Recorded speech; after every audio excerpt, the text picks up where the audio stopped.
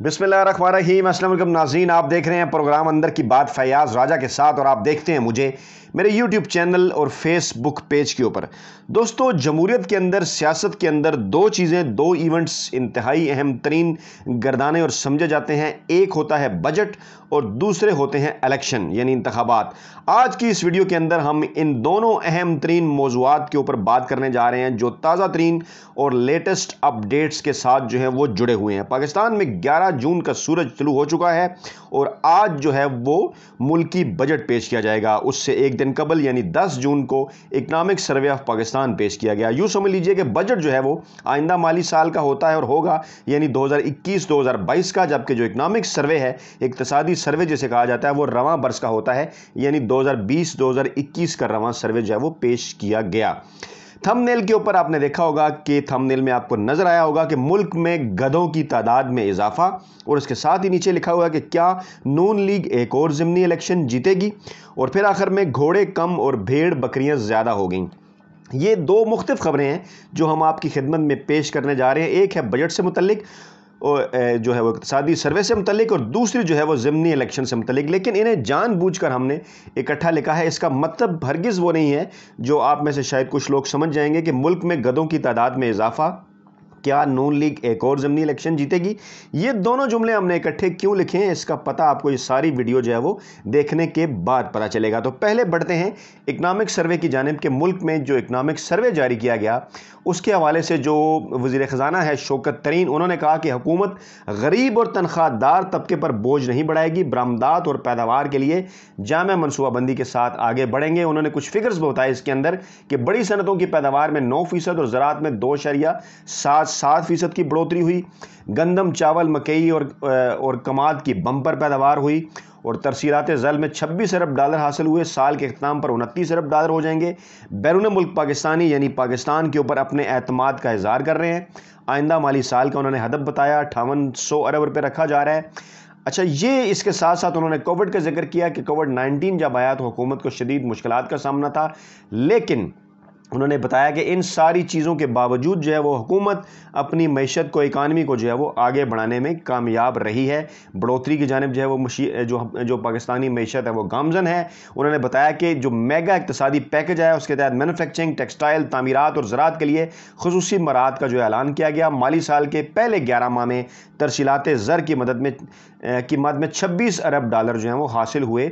अच्छा, इसके साथ साथ एक और इकनॉमिक सर्वे के अंदर जो अहम तरीन चीज़ होती है वो ये बताया जाता है कि मुल्क के अंदर मुख्तलिफ माल बर्दारी के लिए या दीगर कामों के लिए जो जानवर पाए जाते हैं उनकी तादाद में कितनी कमी हुई है या कितना इजाफा हुआ है। ये इंतहाई अहम तरीन फिगर्स होते हैं मुल्क की ज़राअत के हवाले से और दीगर मामलात के हवाले से। उसके ऊपर एक नज़र डालते हैं और वो हम आपके सामने रखते हैं। इस इकनॉमिक सर्वे के मुताबिक ये बताया गया है कि एक साल के दौरान मुल्क में गधों की तादाद में 1 लाख का इजाफा हुआ है, यानी जितने गधे पाकिस्तान में पिछले साल थे उसमें इजाफा हो गया है और 1 लाख गधे जो हैं वो पाकिस्तान में मज़ीद बढ़ गए हैं। ये उन गधों का जिक्र है जो माल बर्दारी के लिए इस्तेमाल किए जाते हैं और यकीनन इन गधों की तादाद में इजाफा जो होना है वो मईशत की बेहतरी के लिए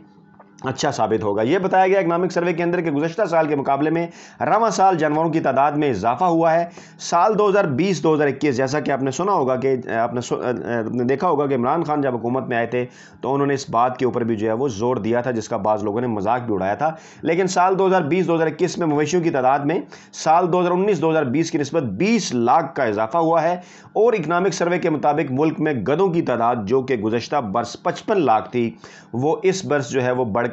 56 लाख हो गई है। इसके साथ साथ ये भी बताया गया है कि भैंसों की तादाद जो है वो 4 करोड़ 10 लाख से बढ़कर 4 करोड़ 24 लाख हो गई है और इसी तरह से बकरियों की जो तादाद है वो 7 करोड़ 80 लाख से बढ़कर 8 करोड़ से ज़ायद हो गई है। मुल्क में भेड़ों की तादाद 3 करोड़ 12 लाख से बढ़कर 3 करोड़ 16 लाख हो गई है। नाज़रीन, मेरी कोशिश ये होती है कि आपके सामने आमतौर पर ऐसी खबरें भी लाई जाएं, रखी जाएं जो आमतौर पर टीवी चैनल्स के ऊपर इग्नोर कर दी जाती हैं या दीगर हमारे दोस्त यूट्यूबर्स भाई आपके सामने दीगर अहम तरीन खबरों की वजह से ये खबरें पेश नहीं कर सकते। लेकिन मेरे ख्याल में ये खबरें भी अहम तरीन है और आप तक ज़रूर पहुँचनी चाहिए कि मुल्क में गधों की तादाद में اضافہ ہو گیا ہے، بھیڑ اور بکریاں بھی جو ہیں ان کی تعداد بھی پاکستان میں بڑھ گئی ہے۔ کسی دور میں پاکستانی عوام کو بھیڑ بکریوں سے تشبیہ دی جاتی تھی۔ کئی لوگ یہ کہتے تھے کہ یہ جو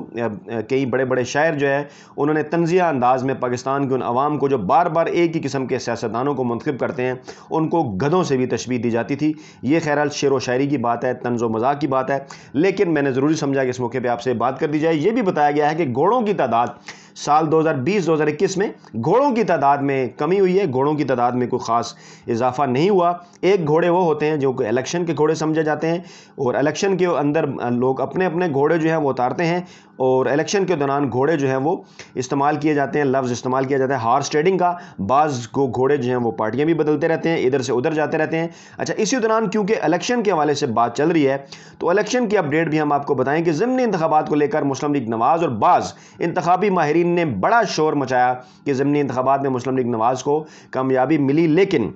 میں نے ایک بڑی تفصیلی ویڈیو آپ کے سامنے ماضی میں رکھی تھی کہ وہ نشستیں جہاں پر مسلم لیگ نواز جیتی تھی انہی نشستوں کے اوپر مسلم لیگ نواز کو پنجاب میں کامیابی حاصل ہوئی ہے، اور اتفاق یہ ہوا ہے کہ انہی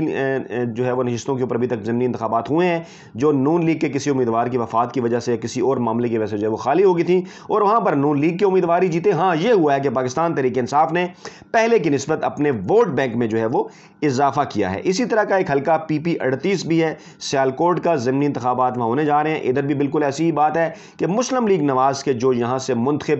MP تھے ان کی ڈیتھ ہوگی، ان کی وفات ہوگی، ان کی وفات کے بعد جو ہے وہ یہاں پر ضمنی الیکشن ہونے جا رہے ہیں، حلقے کے عوام جو ہے وہ اپنا نمائندہ منتخب کریں گے۔ شیڈول اس کا جو ہے وہ ایک ہفتہ پہلے جاری ہو چکا تھا، 28 جولائی کو جو ہے وہ اگلے ماہ عید کے تقریباً ایک ہفتے بعد یہاں پر اس حلقے کے اندر PP 38 میں جو ہے وہ اس کے لیے پولنگ ہوگی۔ مسلم لیگ نواز کی طرف سے اپنے امیدوار کا اعلان کیا جا چکا تھا۔ ہمیشہ کی طرح جیسا کہ ایک اتفاق ہے کہ پاکستان تحریک انصاف کے اندر یہ ہوتا ہے کہ ٹکٹ کے اوپر اختلافات تھے، زیادہ لوگ جس کا ٹکٹ کے لیے انہوں نے اپلائی کیا ہوا تھا، ٹکٹ جو ہے وہ حاصل کرنے کے لیے اپنی درخواستیں دی ہوئی تھی، جس میں 3 جو لوگ جن کے نام آ رہے تھے ان میں طاہر بندلی شامل ہیں، سعید احمد بھلی شامل ہیں، عرفان عباس شامل ہیں،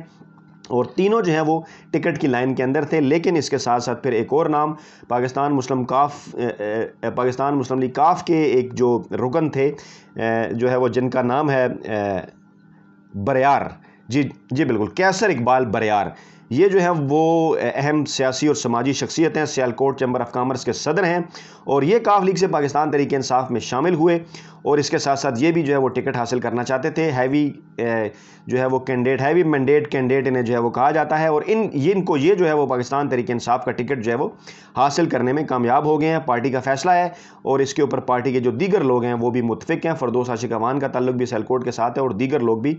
اور انہوں نے ان کی شمولیت اختیار کرنے کے بعد اب ان کو جو ہے وہ بلے کے انتخابی نشان پہ الیکشن لڑایا جائے گا پاکستان تحریک انصاف کی جانب سے۔ اور ہمیشہ کی طرح بالکل اسی طرح بھی اطلاعات ہیں کہ سعید احمد بھلی جو ہیں پاکستان تحریک انصاف کے، وہ آزاد حیثیت سے الیکشن لڑنے کے متعلق جو ہیں وہ سوچ رہے ہیں، اور ایک مرتبہ پھر یہ سوالات پیدا ہو گئے ہیں کہ پاکستان تحریک انصاف اگرچہ عمران خان کے نام کے اوپر ووٹ لیتی ہے، اس کے ووٹ بینک میں اضافہ بھی ہو رہا ہے بلے کے نشان کے اوپر، لیکن اس کے ساتھ ساتھ شاید پاکستان تحریک انصاف ہی وہ واحد جماعت ہے کہ جس کے ٹکٹ کے لیے زیادہ لوگ اپلائی کرتے ہیں، اور اس کے بعد ٹکٹ اگر نہ ملے تو پھر اپنی ہی پارٹی کے امیدوار کے خلاف بھی کمپین چلاتے ہیں۔ عام طور پر دیگر سیاسی جماعتوں میں شاید ایسا نہیں ہوتا، تو پاکستان تحریک انصاف کو اس پہلو کو بھی نظر انداز نہیں کرنا ہوگا، اس پہلو کو سوچنا ہوگا کہ ایسا کیوں ہوتا ہے کہ ٹکٹوں کے حوالے سے اختلافات ہوتے ہیں، پھر ایک ڈیسیژن سامنے آتا ہے، ٹکٹ ملتا ہے، اور اس کے بعد پھر اپنے ہی لوگ جو ہیں وہ اس امیدوار کے خلاف کھڑے ہو جاتے ہیں، کمپین کرتے ہیں، اور ووٹ بھی جو ہیں وہ ڈیوائڈ ہو جاتے ہیں۔ لیکن ماضی میں ووٹ ڈیوائڈ ہونے کے باوجود پاکستان تحریک انصاف کے ووٹ بینک میں اضافہ ہوا۔ کچھ لوگ یہ بھی چاہتے ہیں، کچھ لوگوں کا یہ بھی خیال ہے، یہ سمجھتے ہیں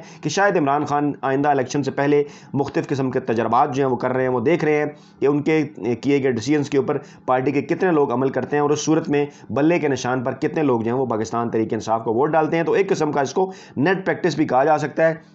لوگ پھر سے لیکن یہ بات کرنا شروع ہو گئے ہیں کہ کیا ضمنی انتخابات مسلم لیگ نواز جیتے گی، اگرچہ نشست انہوں نے چھوڑی تھی۔ اس حوالے سے تفصیلی جو اپڈیٹس ہیں وہ لے کے ایک علیحدہ ویڈیو میں آپ خدمت میں حاضر ہوں گے، لیکن سرے دس جاتے جاتے پھر اس تھم نیل کے ساتھ کہ ملک میں گدھوں کی تعداد میں اضافہ ہوا ہے، اور یہ سوال ایک مرتبہ پھر پیدا ہو گیا کہ کیا نون لیگ ایک اور ضمنی الیکشن جیتے گی۔ گھوڑے کم ہوئے ہیں اور بھیڑ بکریوں کی تعداد میں بھی اضافہ ہو گیا ہے۔ بجٹ کا دن ہے، بجٹ کے حوالے سے تازہ ترین اور لیٹسٹ اپڈیٹ کے ساتھ بھی آپ کی خدمت میں حاضر ہوں گے۔ اپنا بہت خیال رکھیے گا، اللہ نگہبان۔